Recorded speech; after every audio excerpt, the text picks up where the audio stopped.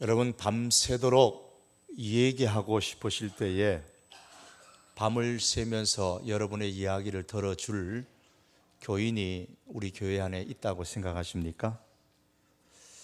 뭔가 가슴이 너무 허전하고 뻥 뚫린 것 같아서 그 가슴을 채우고 싶은데 채워줄 수 있는 그 누군가가 우리 교회 안에 몇 분이나 있다고 생각이 드십니까? 갑자기 당한 일로 인해서 앞이 깜깜한데 내가 고민하지 않고 SOS 전화를 치면서 나 좀 찾아와 주라 라고 그렇게 말할 수 있는 분이 우리 교회 안에 여러분 몇 분이나 계십니까? 실컷 울고 싶을 때나 혹은 뭔가 자랑하고 싶을 때에 옆에서 같이 울어주기나 혹은 시샘하지 않고 내 자랑 다 들어줄 수 있는 그런 분이 우리 교회 안에 여러분 중에는 몇 분이 있으시다고 생각하십니까? 만일에 나는 그런 사람이 별로 없는데 라고 생각하면 그 사람은 아마도 신앙생활 하면서 부지런히 성벽을 높이 쌓으면서 살아온 사람일 것입니다. 만약 그런 사람이 내 주변에 교회 안에 많이 있다면 그 사람은 부지런히 길을 만들면서 인생을 살아온 사람이라고 할 수가 있습니다. 성벽이라는 것은 자기 자신을 보호하기 위하여 혹은 우리를 보호하기 위하여서 더 이상 다른 사람이 다닐 수 없도록 높이 이렇게 쌓아서 차단하는 역할을 합니다. 반면에 길이라는 것은 가능한 한 많은 사람들의 왕래가 될 수 있도록 가능할 수 있도록 하는 역할을 하는 것입니다. 우리나라 국민의 의식 구조 속에는 성벽을 쌓아서 누군가가 접근하는 것을 막고 내 자신을 보호하려는 그런 경향을 갖고 있습니다. 이를 성벽 쌓기 구조라고 할 수가 있을 겁니다. 이 성벽 쌓기 구조가 잘못된 방향으로 나가게 되면 우물 속에 개구리가 되고 맙니다. 자기만 알고 자기 편만 생각하고 그 밖에 넓은 세상을 알지를 못하게 됩니다. 이런 성벽 쌓기 의식 구조가 팽배하게 되면 나라든 공동체든 발전을 기대하실 뿐만 아니라 심지어는 다 같이 망하게 되는 그런 결과를 초래할 수가 있습니다. 우리나라의 고려자기가 유명하다는 사실은 다 잘 압니다. 그런데 불행하게도 그 비법이 제대로 전수되지 못했던 것 또한 잘 알고 있습니다. 그 중요한 이유 중에 하나가 바로 우리 국민의 성벽 쌓기 의식 구조 때문이라고 어떤 학자는 이야기를 했습니다. 노력 끝에 터득한 비수를 남에게 전수해 주지 않고 몰래 남이 알까 봐 두려워한 겁니다. 그래서 그 둘레에 성벽을 쌓아놓고 누구도 접근하지 못하도록 한 것입니다. 그러다가 그가 죽고 나면 그와 더불어 그의 비술도 비법도 사라져 버린 것이죠. 기껏 자기 자식에게 전승시킨다고 해도 죽기 전에 저기 남겨놨다 그래놔도 그거 봐가지고 제대로 그 비법을 전수하기가 힘들죠. 그 명맥이 거미줄처럼 미미할 수밖에 없습니다. 이 성벽 쌓기 의식 구조를 가진 한국 사람은 그 모습 그대로 신앙생활 할 때도 적용하는 경향이 많이 있습니다. 지금은 많이 나아졌다고 하지만은 아직도 정통적인 그런 교회일수록 이 성벽 쌓기에 열심인 교회들이 있습니다. 중국의 몽고족이 송을 멸망시키고 원을 세웠을 때에 몽고족을 따라서 중국에 들어온 기독교가 있었습니다. 이때에 이들은 복음을 섬기는 자다, 복음을 받들어 섬기는 자다라는 뜻으로서 몽고어인 아르카온의 이름을 따가지고 야리까온이라는 이름으로 기독교가 들어왔습니다. 야리까온이 원나라 시대의 기독교였습니다. 이 야리까온은 황실의 후원을 받아서 대단히 융성했습니다. 흥왕했습니다. 그런데 한족이 일어나서 원을 멸망시키고 명을 세웠을 때에 이 야리까온도 함께 소멸되고 말았습니다. 보통 기독교가 전래되면 어떻게 됩니까? 그 기독교가 모든 백성에게 시간이 흘러가면서 전파되어지고 그래서 왕조가 바뀌더라도 왕이 바뀌고 왕조가 바뀌어도 기독교는 그대로 존재하게 되는 것이죠. 그런데 이 원나라의 야리까온이라는 기독교는 그러지를 못했습니다. 이 야리까온이 쇠퇴하게 된 주된 원인은, 야리까온은 이 원의 황신의 후원을 받아서 기족 종교로 남아 있었고 중국에서 적절한 선교 정책을 실현하지 못했기 때문입니다. 이 야리까온은 복음의 길을 만들지를 못했고 성벽을 높이 쌓아서 그 귀족들, 원나라 귀족들 속에서 자기들만의 복음으로 만족했기 때문에 결국 이 원나라 귀족이 멸망함과 동시에, 원나라가 멸망함과 동시에 그 귀족 종교인 기독교도 함께 망하고 말았던 겁니다. 교회는 성벽을 쌓아서는 안 됩니다. 교회는 성벽이 아니라 길을 만들어야 되고 교회 자체가 길이 되어야 합니다. 왜냐하면 예수님은 성벽을 쌓는 분이 아니라 길을 만드시는 분이시기 때문입니다. 예수님은 사람과 사람 사이를 차단하고 있는 성벽을 무너뜨리신 분입니다. 중간에 막힌 담을 자기 육체로 십자가로 허셨다고 하셨습니다. 그리고 거기에 자기 피를 뿌려서 길을 만드셨습니다. 히브리서 10장 20절에서는 예수님께서 만드신 길을 새로운 살 길이라 그렇게 표현을 했습니다. 예수님은 십자가로 우리가 마음껏 서로 왕래할 수 있도록 생명의 길을 만드셨습니다. 그러므로 교회는 이 길이요, 이 길이요, 이 길로 오시오라고 외치면서 생명의 길을 계속해서 만드는 교회가 되어야 합니다. 교회 안에서도 길을 만들어 많은 사람이 다니도록 그렇게 하는 것이 아니라 성벽을 쌓아서 사람들과의 관계를 단절케 하는 일들이 종종 일어나고 있습니다. 성벽 쌓기 구조가 교회 안에서도 그대로 나타나는 것이죠. 교회 안에서 이 성벽 쌓기 구조가 가져두는 폐단 중에 가장 심각한 것은 내가 아니면 안 된다는 의식입니다. 그래서 내 없이 한번 일이 되는가, 너희들끼리 잘 해봐라, 그리고 팔짱 끼고 구경하는 겁니다. 여러분, 우리가 기억해야 될 것은 하나님의 계획은 주도적인 한두 사람이 포기한다고 해서 방해를 받거나 주춤거리지 않습니다. 이 사람이 포기하면 저 사람을 통해서 일하십니다. 이 사람이 할 수 없는 상황이 되면 또 다른 더 많은 사람들을 일으켜서 반드시 행하십니다. 바울이 아니면 안 되는 게 아닙니다. 바울이 감옥에 갇혔어도 복음은 여전히 더 많은 사람들을 인하여서 전파되어졌습니다. 바울이 쇠사슬에 매였어도 복음은 결코 매이지를 않았습니다. 디모데후서 2장 9절에 보면 복음을 위하여 내가 죄인과 같이 매이는 데까지 고난을 받았으나 하나님의 말씀은 매이지 아니하니라고 했습니다. 바울이 지금 로마의 감옥에 사슬에 매여 있었습니다. 지금 빌립보서는 이 바울이 로마의 감옥에서 기록한 말씀입니다. 바울은 로마의 감옥에 사슬에 매여 있었지만 그러나 복음은 매이지 않고 전파되고 확장되어졌습니다. 감옥 안에서, 감옥을 지키는 군인들의 막사에서, 로마의 군인들이 머무는 경내에서, 그리고 로마의 더 넓은 지역으로 바울이 없었지만은 복음 전파는 계속 진전되고 있었던 겁니다. 그러므로 여러분, 하나님의 일은 내가 아니면 안 된다는 생각을 버려야 합니다. 나를 중심으로 성벽을 쌓으면은 더 이상 다른 사람과의 관계가 차단되기 때문에 우리는 진정으로 하나님의 일에 협력하는 사람이 될 수가 없습니다. 성벽을 쌓으면 결국 어떤 일이 일어날까요? 성벽과 성벽 사이에 서로 분쟁과 전쟁이 일어납니다. 내가 아니면 안 된다는 생각을 품고 하나님의 일을 하게 되면 거기에는 반드시 투기와 희생과 분쟁이 일어나기 마련입니다. 바울이 옥에 갇혀 있는 동안 복음을 전하는 사람들이 많이 일어났는데 그 중에는 바울을 사랑하는 마음으로 복음을 증거하는 마음도 있었지만 그 중에는 불순한 동기로 참여하는 사람들도 있었습니다. 왜 로마에서 복음 전하는 주도권을 바울에게 뺏겨야 하느냐?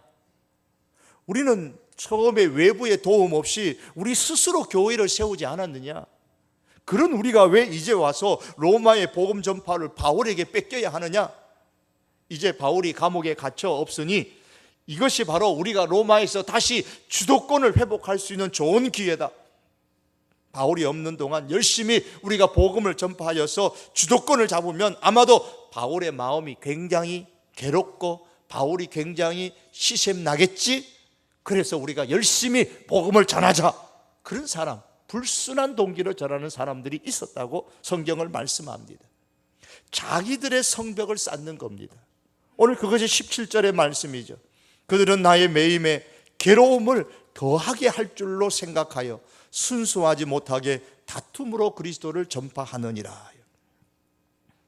자기들의 성벽을 쌓아놓고 자기를 높이고 그 반면에 상대적으로 상대편을 골탕 먹이고 괴롭게 해보고자 하는 아주 고약한 심보를 가지고 있는 겁니다. 15절에는 어떤 이들은 투기와 분쟁으로 그리스도를 전파했다고 말씀했습니다. 그런데 바울은 이러한 불순한 동기로 복음을 전파하는 사람들로 인해서 시샘하지도 않았고 괴로워하지도 않았고 전혀 개의치 않았습니다. 오히려 복음이 확장되는데, 복음이 전파되는데 이 얼마나 좋은 일이냐, 이 얼마나 기쁘고 잘된 일이냐 하면서 환영했습니다. 18절의 말씀입니다. 그러면 무엇이냐? 거칠애로 하나 참으로 하나 무슨 방도로 하든지 전파되는 것은 그리스도니 이로써 나는 기뻐하고 또한 기뻐하리라. 내가 아니면 안 된다는 생각을 버릴 때에 누가 하나님의 일을 하든지 하나님의 일이 진행되어지는 그 자체로 인해서 기뻐할 수 있습니다. 반면에 내가 아니면 안 된다는 생각을 가지고 있으면, 버리지 못하면 내가 아닌 다른 사람이 하나님의 일에 더 열심을 가지고 일할 때에 괜히 배가 아픕니다. 그가 미워집니다. 심지어 아주 교묘한 방법으로 비난할 뿐만 아니라 방해하는 일들이 일어나게 되는 겁니다. 사랑의 사도로 칭함을 받은 사도 요한이었지만은 요한 3서에 보면 한 사람의 이름을 구체적으로 거명까지 하면서 이런 사람이 되지 말라고 강력하게 이야기를 했습니다. 요한 3서 1장 9절 이하의 말씀입니다. 내가 두어 자를 교회에게 썼으나 저희 중에 으뜸되기를 좋아하는 디오드레베가 그러면서 이 말씀의 디오보레의 행동에 대해서 쭉 기록을 하고 있습니다. 그 당시에는 여행을 다니는 사람들에게는 필요한 이 숙박시설이 별로 없어서 주로 교인들이 교회로 찾아오는 손님들은 집으로 맞이했습니다. 그래서 집에서 접대를 해주고 친절하게 음식을 대접하고 잠을 재워주는 일들이 교회 안에 있었고 그것을 자랑스럽고 또 당연한 것으로 여겼습니다. 이 디오드레베는 교회 안에 유력한 사람이었습니다. 그러나 그는 복음을 전파하는 순회 전도자들을 교회를 찾아왔을 때에 따뜻하게 맞이하지 않았습니다. 악한 말로 오히려 그릇되게 비난을 합니다. 그것도 부족하여서 친절과 접대 깨끗하게 깔끔하게 그렇게 대접하지도 않았습니다. 오히려 정성스럽게 대접하는 성도들이 있으면 그 성도들을 보고 막 뭐라 그럽니다. 왜 그런 일을 하느냐고, 왜 쓸데없는 일을 하느냐고.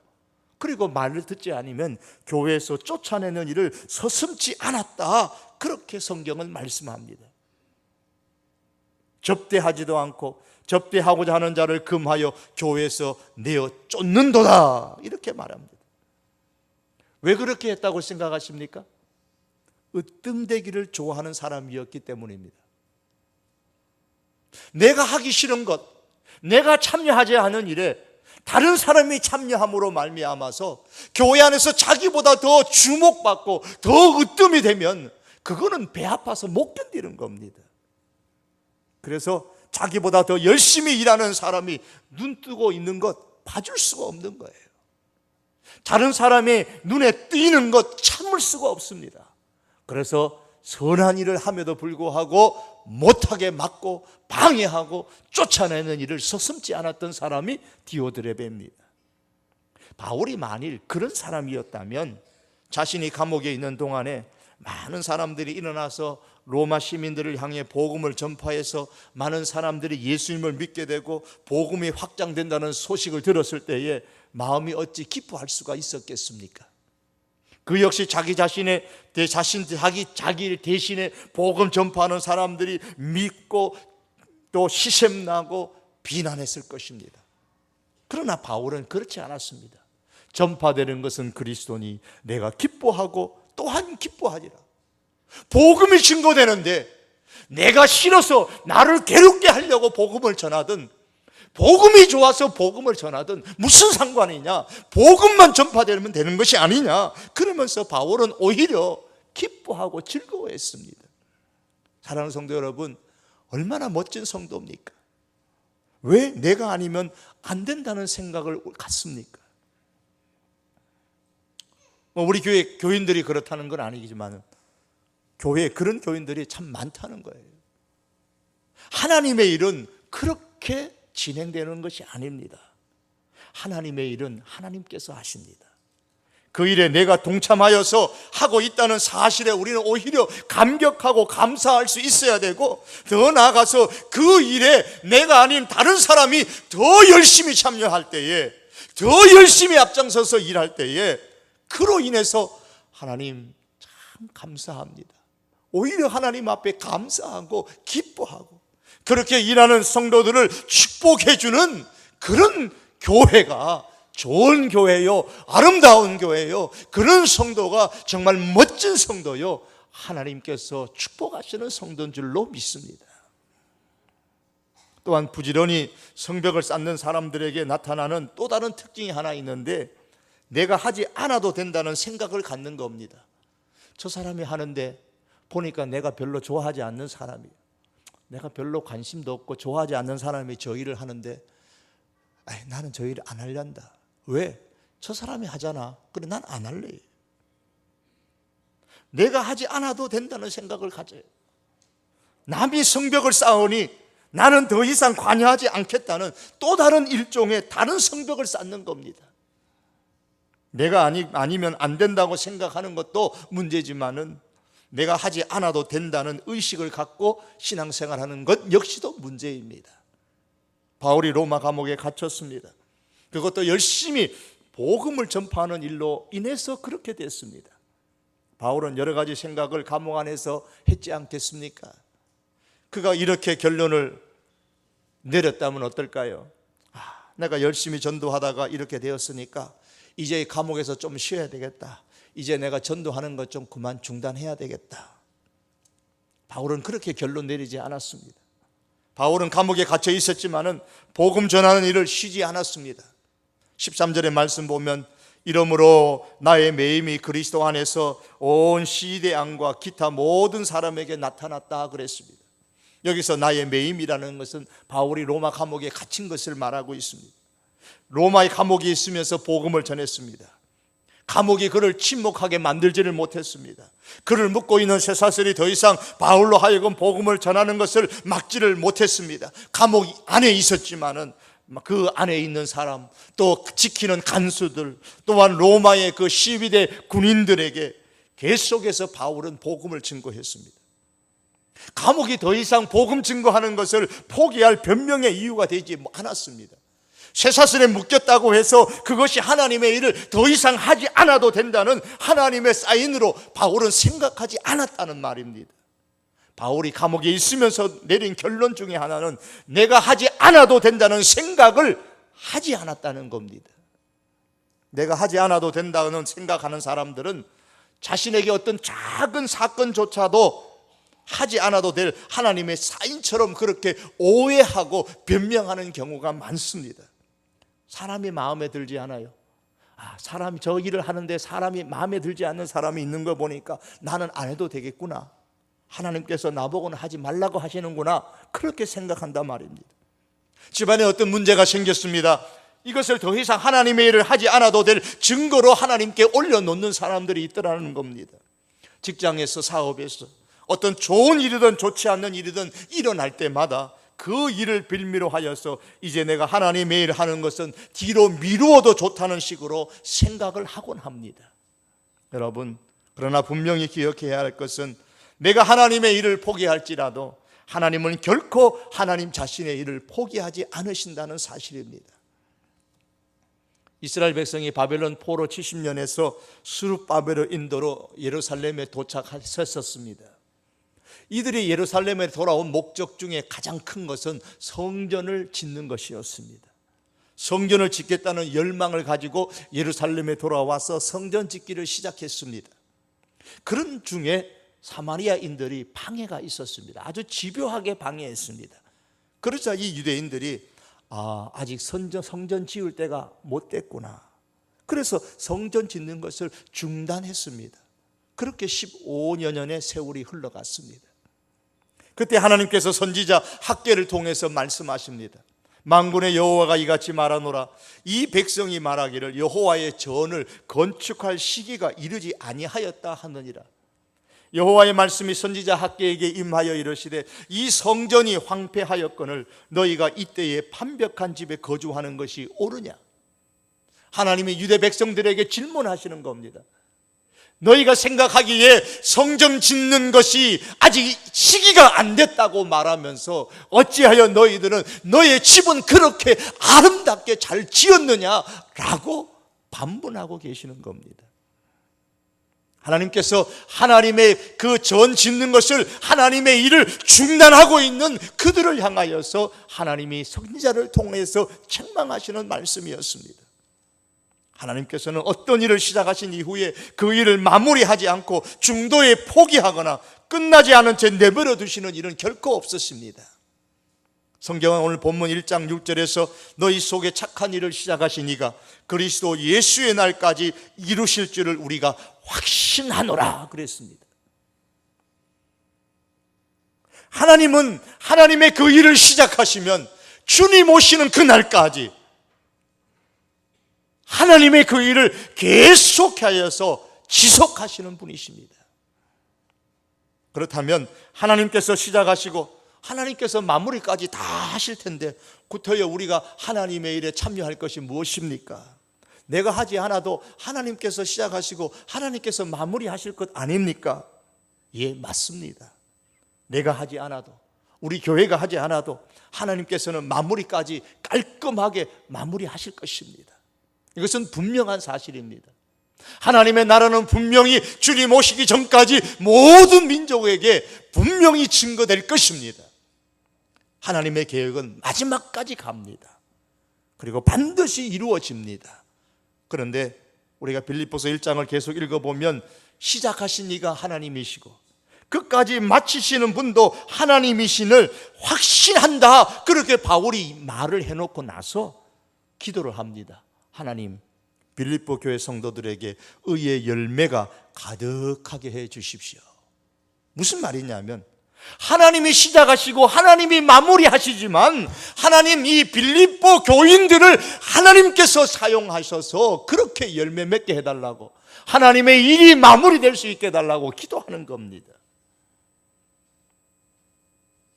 하나님께서는 우리 속에 역사하심으로 우리로 하여금 일하게 만드십니다. 하나님께서 우리에게 하나님의 일을 하고자 하는 마음을 주셨을 때는 그를 통한 하나님의 축복까지도 하나님은 계획하고 계십니다. 학개 선지자의 말을 듣고 그들이 다시 유대 백성들이 성전을 짓기 시작했을 때에 하나님께서 이렇게 말씀하셨습니다. 그러나 오늘부터는 내가 너희에게 복을 주리라.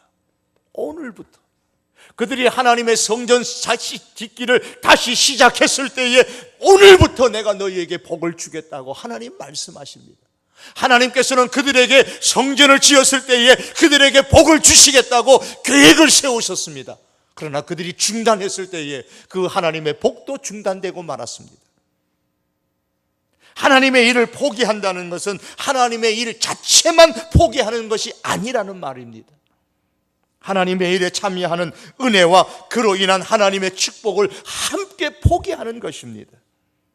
그리고 내가 포기한 그 일을 하나님도 포기하시는 것이 아니라 다른 사람의 마음에 소원을 품게 하셔서 반드시 내가 포기한 그 일을 끝까지 하나님은 이루십니다. 내가 하지 않는다고 하나님의 일이 이루어지지 않는 것이 아닙니다. 우리 이 대한민국 조국 땅이 하지 않는다고 해서 하나님의 일이 이루어지지 않는 것은 아닙니다. 하나님은 또 어떤 나라를 들어 쓰셔서 사용하십니다. 다만 내가 하나님의 은혜와 축복에서 제외될 뿐이고 참여하지 않는 포기한 우리가 하나님의 은혜와 축복에서 제외될 뿐입니다. 하나님은 하나님의 일에 하지만 우리들을 참여시키기를 정말로 원하십니다. 하나님은 바울의 옥에 갇히게 하는 방법을 사용하셨으나도 로마의 성도들이 복음의 확정에 참여하기를 원하셨습니다. 14절의 말씀 보니까 형제 중 다수가 나의 마음을 인하여 주 안에서 신뢰함으로 겁없이 하나님의 말씀을 더욱 담대히 말하게 되었느니라 그랬습니다. 이 로마에서 교회를 세웠던 성도들이 귀족 생활을 합니다. 즉 귀족 종교를 만들어가고 있어요. 자기들만 예수님 믿고 자기들만 좋아합니다. 그런데 바울이 그 나라에 갔습니다. 바울이 로마에 갔습니다. 바울이 로마에 가서 그냥 복음을 증거하기 시작합니다. 그랬더니 성벽 쌓기만 하던 이 로마의 교회 성도들이 깜짝 놀랐습니다. 야, 우리끼리만 이렇게 지냈는데 이제 저 외부에서 들어온 저 바울 때문에 이 복음의 주도권을 바울에게 뺏기는 것이 아니냐. 우리가 이래서는 안 되겠다. 그래서 바울이 들어와서 복음을 전하는 것에 충격을 받았던 그들이 불순한 동기였지만 우리가 주도권을 어찌 빼앗길 수 있겠느냐. 그러면서 성벽 쌓기를 그만두고 열심히 길을 내는, 복음의 길을 내는 일을 했다라는 겁니다. 겁없이 했습니다. 이 말씀 중에 형제 중 다수가 나의 매임을 인하여 주 안에서 신뢰함으로 겁없이 하나님의 말씀을 더욱 담대히 말했다고 기록하고 있습니다. 이로 두고 볼 때에 바울이 옥에 갇히는 것은 하나님의 계획이었습니다. 로마의 교회를 살리기 위한, 성벽 쌓기에 전념했던 그들을 살리기 위한 하나님의 계획이더라는 겁니다. 로마의 성도들을 그리스도 예수의 복음을 전파하는 일에 참여하도록 하기 위한 하나님의 계획이었습니다. 이렇게까지 해서라도 하나님은 로마 교회의 성도들이 함께 복음에 참여하는 성도들이 되기를 진심으로 하나님은 원하셨습니다. 사랑하는 성도 여러분, 로마 성도들을 향해 품고 계셨던 이 하나님의 마음은 지금 우리 성도 교회, 우리 교우들을 향해 품고 계시는 하나님의 마음이기도 합니다. 하나님은 우리들이 하나님의 일에 도움이 되는 그런 사람들이 되기를 원합니다. 하나님의 일에 적극적으로 동참하는 그와 같은 성도들이 되기를 하나님은 참으로 원하십니다. 여러분, 나에게 일어난 크고 작은 일들로 인하여, 혹은 교회 안에서 일어난 그 일들로 인하여서 나는 하지 않아도 된다는 그 생각을 버리시기를 바랍니다.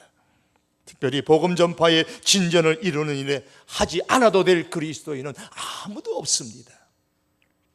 크리스티안 슈바르츠가 한국을 비롯한 세계의 산지에 있는 천여 개의 교회를 연구한 끝에 자연적 교회 성장이라는 그런 말을 오래전에 남긴 적이 있습니다. 그 내용인즉슨 토양이 좋으면은 나무든 곡식이든 자연적으로 잘 자라나듯이 교회 역시도 토양이 좋으면, 교회의 토양이 좋으면은 자연적으로 교회가 성장하게 되어 있다. 그러니까 교회는 토양을 좋게 잘 만들어야 된다라는 그런 이론입니다. 그에 의하면 교회라는 생명체가 잘 자라나기 위해서는 6가지의 이 원리가 있는데, 이 6가지 원리에 의해서 토양이 부드럽게 된다는 거예요.